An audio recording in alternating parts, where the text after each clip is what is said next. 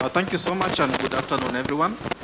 So, as she said, I'll take the least time possible, and my role is just to paint some color on the housing ecosystem and housing finance landscape in Kenya, just to pave way for a discussion just that is kind of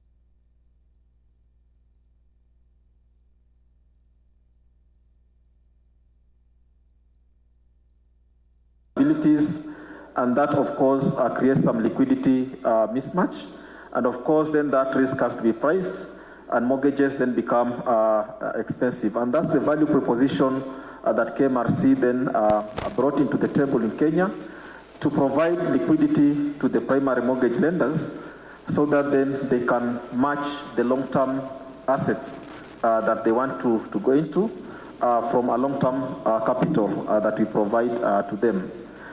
According to the Central Bank of Kenya Bank Supervision Report, which was released about a month ago, you find that 70.1% of the loans, in terms of loans to deposits, it's around 70.1% for the banking sector, and of course 112 for the SACCO sector.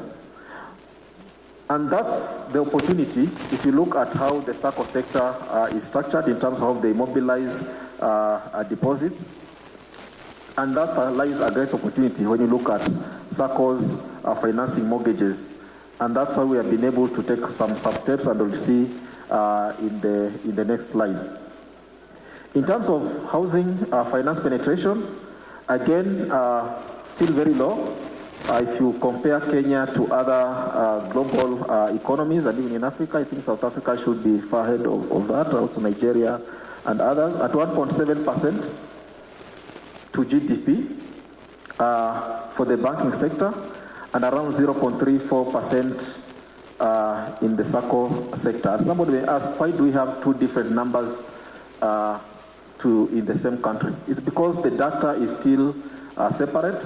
The bank's supervision, the central bank releases the bank supervision report, and recently the SACCO regulatory authority also released its data. So I think as a country, we are still moving towards combining this data so that we have one consolidated set of data. In terms of the tenure, the average mortgage rates, of course, are in double digits, at around 14% in 2024, compared to 15.8% in 20.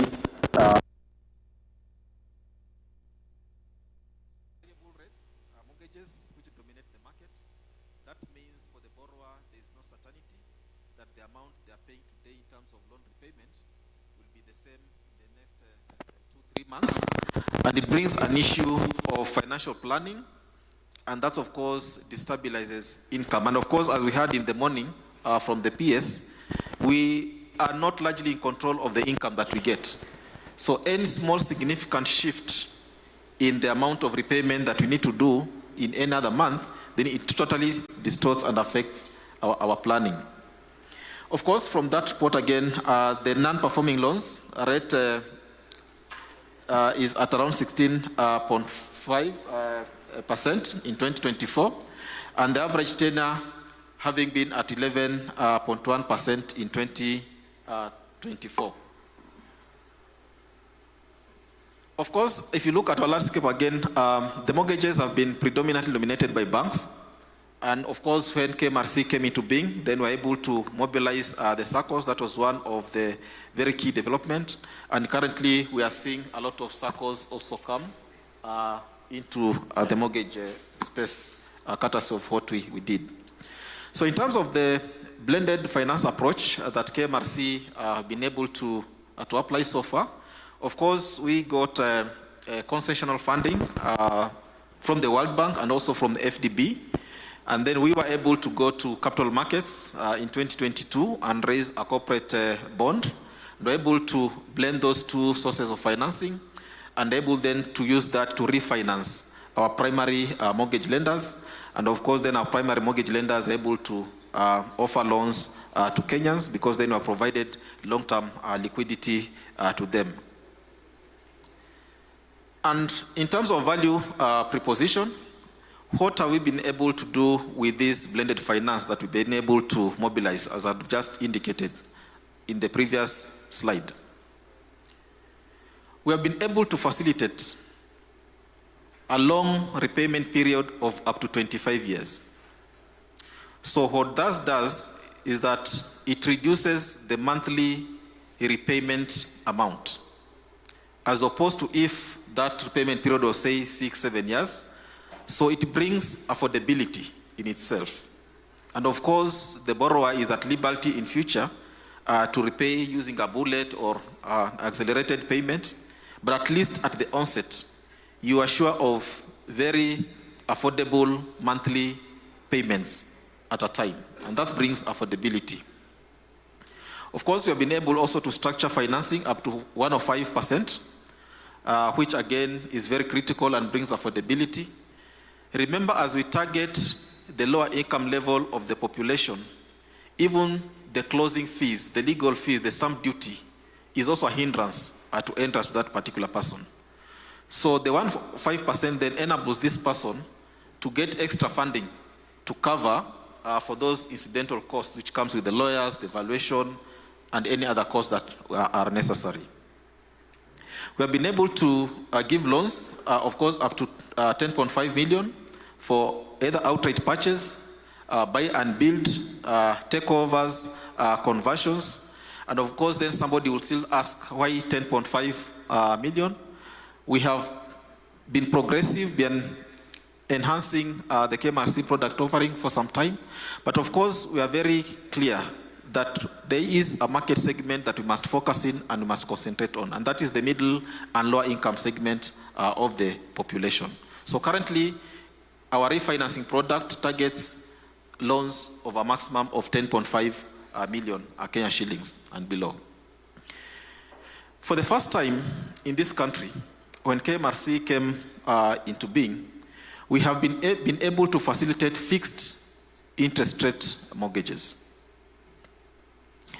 And that is very critical because it brings, again, the predictability in terms of the monthly payments that I was talking about, and you are sure for the next period of the loan that you have taken, if it was a 10, 15-year loan, mortgage you have taken, the repayment is the same.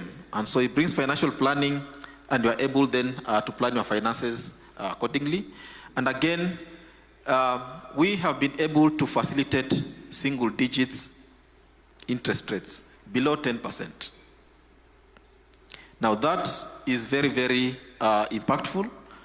If you look at the market rates, as I just indicated in a couple of slides back, currently probably around 14-15%, and it's on risk-based.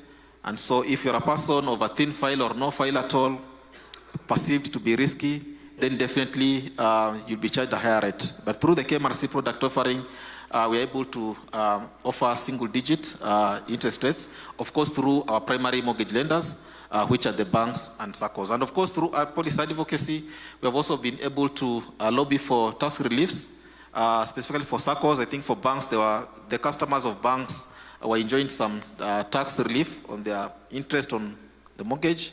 But of course, the customers from the SACCOs were not enjoying that. And of course, through policy advocacy, that has also now come into being. So through that financing that I just indicated, what has been the impact so far?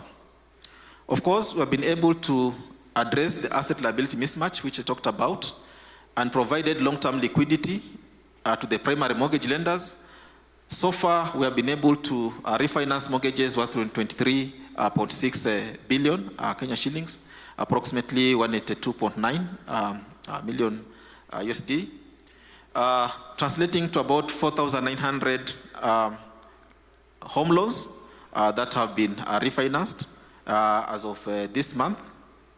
and also lengthening the tenor from 8 years in 2022 when you started refinancing from 2021 to around 14.4 years in 2024.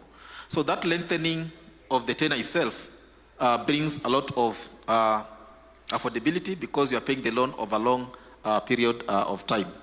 Number two, in terms of the contribution to the housing sector, 12.8% of the outstanding mortgages are in the banking sector, of course 5.1% share. I see people are looking at me that I need to be a bit faster. So 5.1% of the share of the mortgages are in the banking sector as per the bank's supervision report, and of course 3.3% are in the mortgage sector, in the SACCO sector. And of course, as indicated, they come from two different reports. The bank supervisor has their report, the SACCO supervisor has their report, and we're looking forward to a consolidation of those numbers moving forward. In terms of inclusivity and approach, of course, the banks have been in this space for quite some time. But when Kmrc started, of course, we brought in the SACCOs, and the outreach has been big in terms of even including gender and penetration to the counties. So as we speak now, 48% of the Kmrc refinancing has actually gone to women. And in terms of the product penetration, we have now covered 39 counties out of the 47 that we have since we started inception. And I think in the morning when you talked about how do we address the lower income category of the population, we as Kmrc are operationalizing what we call a risk-sharing facility, basically to target that section of the market which the banks and SACCOs perceive a bit more risky, and so ordinarily would shy away from it. And so we are giving them a first loss guarantee to enable them to lend further down market and enhance accessibility of home loans to a section of the market that is currently not served. So we are in the process of rolling this out, and I'm sure in the next AHF conference, we'll be giving you real statistics in terms of what we have done. And I think that statistics have been spoken in the morning. About 84% of the workforce, of course, are in the informal sector. And of course, lenders would avoid this for obvious reasons. No files, thin files, informal nature of the income, no proper documentation. And of course, from the data, of course, we still realize that we need to enhance our mortgage to DBC ratio, so more mortgages and ensure that more people are covered. So, as indicated, the RSF will be providing a first loss guarantee to the banks and SACCOs to enable them to lend to this section of the population, and we're looking forward to enhancing more loans to that sector. And this is basically the structure that will be there, which is there. Of course, the RSF, which is indicated there as KMGT, will have its seed capital, which does its investments, also charges premiums from the primary mortgage lenders. And then the primary mortgage lenders, of course, continue to do lending to their target beneficiaries, but they are charged a small guarantee premium, which then becomes part of the income of KMGT. And of course, Kmrc is the trust, a corporate trustee for that. And this is just basically a highlight of the structure that we are looking at. Of course, we are looking at the informal sector, people with informal income, informality in nature, cyclical in nature, somebody who earns today, and probably you are not guaranteed of the same amount next month. A maximum loan size of 4 million, that's around 31,000 USD, a maximum of that, covering around 40% of that first loss, and a guarantee premium of 1.25%. And of course, there's a lock-in period of 12 months, looking at the guarantee claim period of 8 years. And of course, we consider a default of 3 successive missed payments, of course, again, guided by what that loan agreement would have entailed. So basically, that's a highlight of where we are in terms of landscape, and I think I'll pass it over to Joe to welcome the panel.